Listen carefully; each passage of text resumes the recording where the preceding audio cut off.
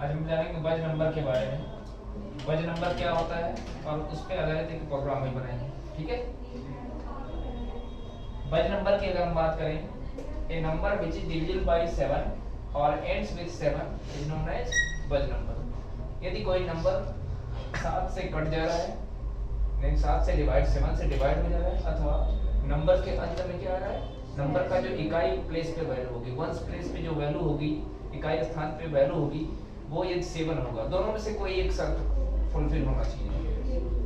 दोनों में से कोई भी एक, दोनों होता है तब भी कोई बात नहीं है, लेकिन एटलीस्ट कम से कम एक शर्त फॉलो होनी चाहिए, एक कंडीशन फॉलो होनी चाहिए। या तो नंबर 7 से डिविजिबल हो या 7 अंत में आया हो, तो हम कह सकते हैं कि वह नंबर क्या है, बज नंबर है। जैसे एक नंबर है 27। 27 को अगर ध्यान से देखिए तो ये 7 से डिविजिबल नहीं है। अगर हम इसको 7 से डिवाइड करें तो रिमाइंडर कितना आएगा, रिमाइंडर आएगा 6। मतलब 7 से डिविजिबल नहीं है, लेकिन इस नंबर के वंस प्लेस पे देखिए, इकाई स्थान पे एंड्स विद 7 का मतलब क्या हो गया कि लास्ट वाला जो डिजिट होगा वो कितना होगा, 7 होगा। तो ये हम कह सकते हैं कि यह नंबर क्या है, एक प्रकार का बज नंबर है। या 21 भी एक प्रकार का बज नंबर है। कैसे पता, इस नंबर को अगर ध्यान से देखिए 7 से कट जा रहा है, 7 से कटेगा, है ना। 7 को मार्क 7 करेंगे तो रिमाइंडर कितना होगा, 0 होगा। इसका मतलब ये हो गया कि 21 को 7 ने क्या कर दिया, डिवाइड कर दिया। तो इसलिए हम कह सकते हैं कि 7 भी एक प्रकार का क्या है, बज नंबर है, ठीक है। तो बज नंबर पे प्रोग्राम कैसे बनाते हैं हम उसको देख लेते हैं। बहुत आसान प्रोग्राम होता है, ठीक है। बस आपको यही डेफिनेशन याद रहे तो आपको पता है सबसे पहले हम लोग क्या लिखते हैं, जावा में हम लोग पैकेज को इंपोर्ट करते हैं। तो हम लोग चूंकि स्कैनर क्लास का यूज करने वाले हैं, जो कि डिफाइन है कहाँ पे, यूटिल पैकेज के अंदर। तो हम लिखेंगे import Java dot यूटिल dot stack class. हम लोग लिखने वाले हैं बज, है ना। क्लास का नाम हमने क्या दिया, बज। नंबर लिखना चाहते हो लिख दो, लेकिन स्पेस बना रहे, बज का बी कैपिटल, नंबर का एन कैपिटल। फिर हम क्या करेंगे, public static wide name string, ठीक है। अब क्या करेंगे, सबसे पहला काम है स्कैनर क्लास का ऑब्जेक्ट बनाना। स्कैनर स्कैनर सिस्टम डॉट, ठीक है, SOPLN इंटर ए नंबर। एक नंबर पहले हम एंटर करेंगे, क्योंकि उसी नंबर को हमको एक ही नंबर एंटर करेंगे और उसको चेक करना है कि वो बज नंबर है कि नहीं है। अब क्या करेंगे, n इक्वल टू, n क्या है, एक वेरिएबल है जिसको हम यहीं पर डिक्लेयर कर लेते हैं, n equal to sc dot next int, ठीक है। ये हमसे नंबर मांगे, जब प्रोग्राम हमारा रन करेगा तो sc डॉट नेक्स्ट इंट क्या करता है, हमसे एक नंबर मांगता है। हमने नंबर कुछ दे दिया, कितना, 27। अब क्या करना है, ये 27 किसके अंदर स्टोर हो जाएगा, n के अंदर। ध्यान रहे ये प्रोग्राम का पार्ट नहीं है, पता चले कि आप प्रोग्राम में ही लिख लो। ये जब सिस्टम पे आप रन कराएंगे तो इतना ही लिखेंगे, यहाँ से लेके यहाँ तक का पोर्शन, ठीक है। वो तो हम एग्जांपल लेके समझाते हैं। n की वैल्यू मान लीजिए हमने कितना दे दिया, 27। अब 27 बज नंबर के लिए शर्त क्या है, बस ये ध्यान दीजिएगा।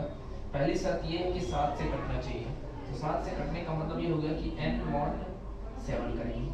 डिविजिबिलिटी चेक करने के लिए हम लोग किस ऑपरेटर का इस्तेमाल करते हैं, मॉडुलस। तो n की वैल्यू को हम 7 से डिवाइड करेंगे, यदि उसका रिमाइंडर बराबर हो गया किसके, 0 के। यदि उसका रिमाइंडर इक्वल हो गया किसके, 0 के, तो भी बज नंबर होगा। फिर अथवा इसके लिए एक शर्त और भी है, तो r के लिए हम लोग लॉजिकल R का इस्तेमाल करते हैं। पहली शर्त या तो ये सेटिस्फाई होनी चाहिए, दूसरी शर्त क्या है ना। अब 27 को ध्यान से देखिए, 27 7 से कट नहीं रहा है, तो कंडीशन क्या होगी, फॉल्स होगी। तो दूसरी शर्त भी चेक करेंगे। दूसरी शर्त क्या है, नंबर के अंदर जो लास्ट वाला डिजिट होगा वो किसके बराबर होना चाहिए, 7। तो लास्ट वाला डिजिट कौन देता है, mod 10 करेंगे। जब भी हम किसी नंबर का mod 10 करेंगे तो जो लास्ट वाला डिजिट होता है वही हमारा आंसर होता है। तो हम करेंगे क्या, n mod 10 करेंगे। n की वैल्यू कितनी है, हमने कितना लिया है, 27 का mod 10 करेंगे, कितना आएगा,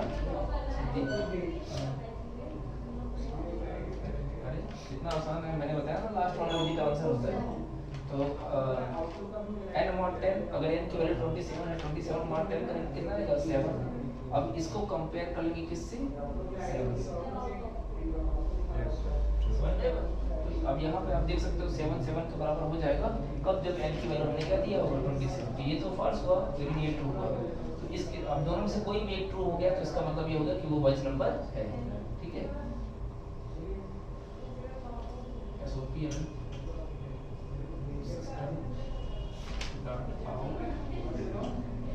एसओपी एरर लिख देता हूँ, system dot out dot P.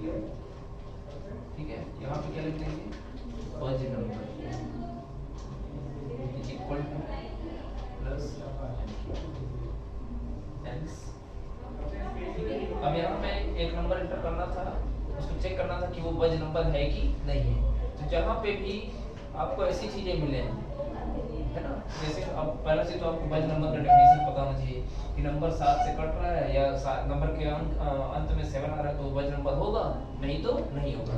तो यहाँ पे देखिए एक शर्त है, अगर ये शर्त ये क्राइटेरिया फॉलो होगी तो हम ये स्टेटमेंट एग्जीक्यूट करेगा, नहीं तो एल्स वाला पार्ट एग्जीक्यूट करेगा। तो हम यहाँ पे क्या लिखने वाले हैं एसओपी एलएन नॉट, और यहाँ पे हम उसकी वैल्यू को मतलब नॉट वज नंबर भी लिख सकते थे, कोई इशू नहीं। ये मेन की बॉडी क्लोज हो गई, ये क्लास की बॉडी। ठीक है, तो हम अच्छा जो लोग इफ एल्स के बारे में नहीं जानते हैं वो अलग से जान सकते हैं। इफ क्या है, एक कीवर्ड है, ठीक है, जिसके अंदर कंडीशन दी जाती है। इफ का मतलब यदि या अगर होता है। तो जहाँ पे भी किसी स्टेटमेंट का एग्जीक्यूशन किसी कंडीशन के बिहाफ पे होता है तो वहाँ पे हम किसका इस्तेमाल करते हैं, इफ का। और उसके नीचे क्या होता है स्टेटमेंट। स्टेटमेंट की संख्या एक भी हो सकती है, एक से अधिक भी हो सकती है, वो डिपेंड करेगा रिक्वायरमेंट के ऊपर। ठीक है, तो होता क्या है इसमें ध्यान देने वाली बात ये है कि इफ अगर इफ क्या कीवर्ड है, इसके अंदर कंडीशन दी जाएगी। अगर ये कंडीशन ट्रू होगा तो ये वाला पार्ट एग्जीक्यूट करेगा, और ये कंडीशन जब ये वाला पार्ट एग्जीक्यूट करेगा तो एल्स पे नहीं आएगा, दोनों में से कोई एक ही होगा, दोनों कभी नहीं होगा।